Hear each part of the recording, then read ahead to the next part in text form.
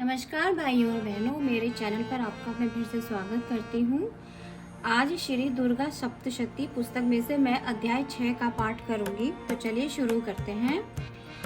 सेनापति धूम्रलोचन का वध होना। ऋषि बोले, देवी के वचन सुन दूत क्रोध से भरकर लौट गया और दैत्यराज को विस्तार से सब कुछ सुना दिया। दूत से इस प्रकार सुन असुरों का राजा शुंभ क्रोधित हो सेनापति धूम्रलोचन से बोला, हे धूम्रलोचन, तू शीघ्र सेना सहित जा और उस दुष्टा को शक्ति से बाल खींचते हुए ले आ। उसकी रक्षा के लिए यदि कोई दूसरा देव, गंधर्व, यक्ष आता है तो उसे भी मार डालना। ऋषि बोले, वह दैत्य धूम्रलोचन शुंभ की आज्ञा पाकर असुरों की 60,000 सेना साथ ले तुरंत चल दिया।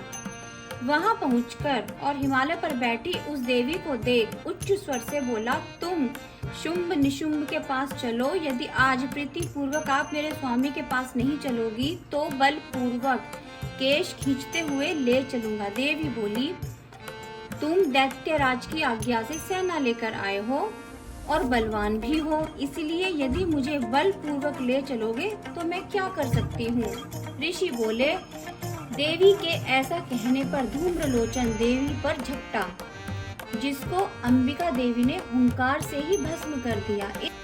इस पर असुरों की महासेना क्रोधित हो अंबिका पर तीक्ष्ण बाण, शक्ति तथा परशुओं की वर्षा करने लगी। ऐसा देख देवी का वाहन सिंह क्रुद्ध होकर गरजता हुआ, गर्दन के बाल हिलाता हुआ असुर सेना पर टूट पड़ा।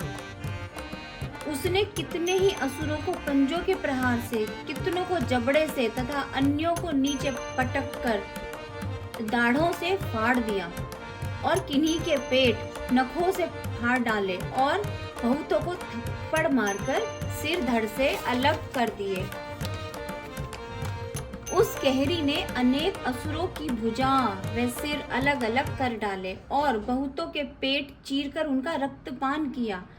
अत्यंत क्रोध में भरकर देवी के वाहन सिंह ने सारी सेना को क्षण भर में नष्ट कर दिया। धूम्रलोचन तथा सारी सेना को देवी तथा उसके सिंह से नष्ट हुआ सुन दैत्यराज शुंभ का अधर ओष्ठ फड़कने लगा। उसने चंडमुंड को आज्ञा दी, हे चंडमुंड, तुम दोनों विशाल सेना लेकर जाओ और शीघ्र ही उस स्त्री को अपने साथ पकड़कर लाओ, केश पकड़कर अथवा बांधकर, और यदि तुम्हें संदेह हो तो सब दैत्य मिलकर समस्त अस्त्रों का प्रयोग कर उसको मार डालो।